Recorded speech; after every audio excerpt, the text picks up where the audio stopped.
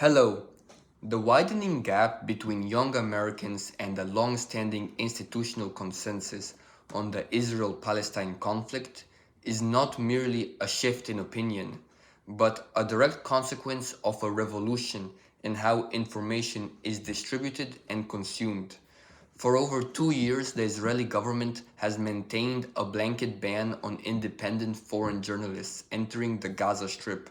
Even now, in late December 2025, the Israeli High Court has had to scold the government for repeated delays, setting a final deadline of January 4th for the state to explain why it continues to block unfettered press access despite the current ceasefire.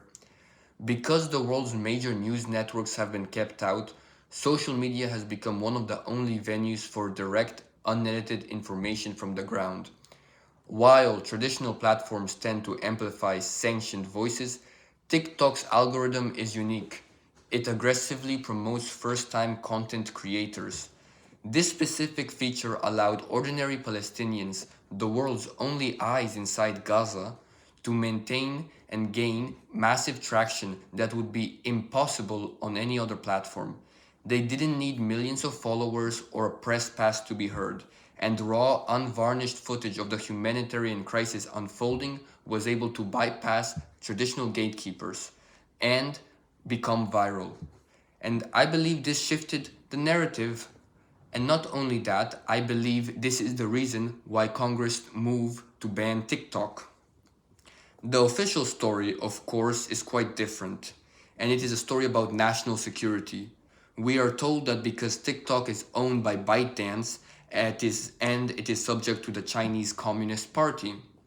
But let's look at the timeline. By 2019, TikTok was already moving US data to American servers.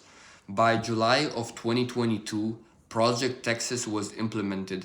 This initiative routed US data through a subsidiary managed by an American company, Oracle, completed with security checks and cloud services.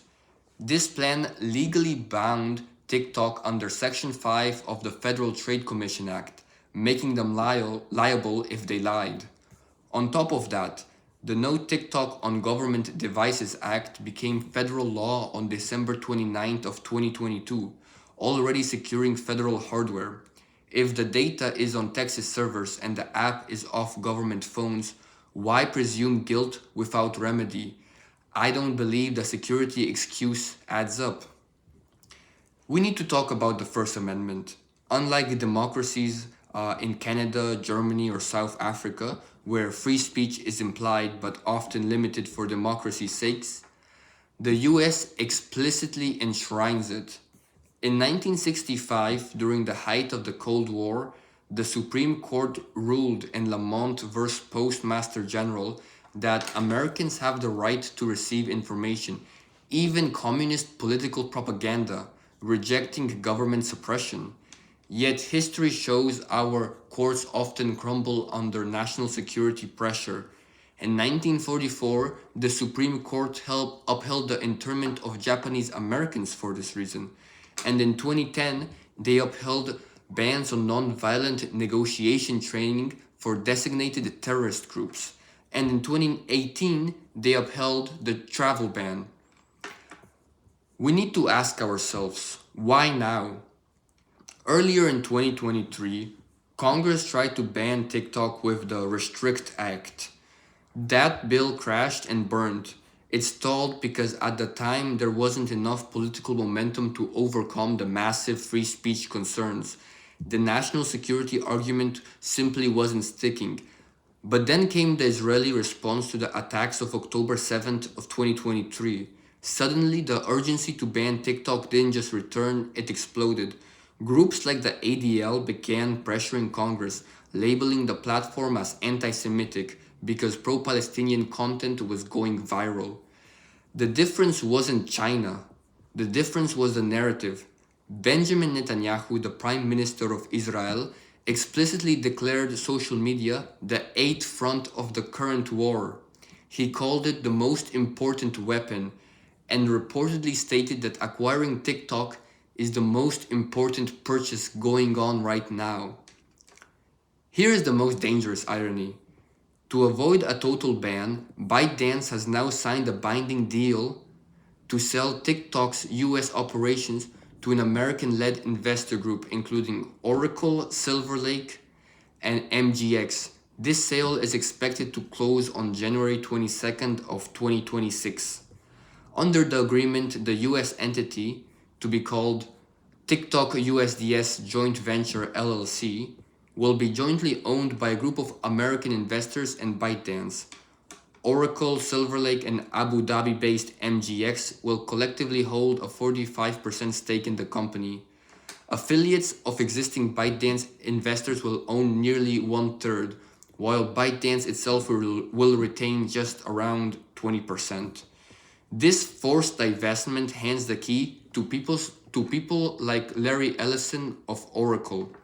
Ellison is a staunch Zionist who has donated millions to Friends of the Israeli Defense Forces.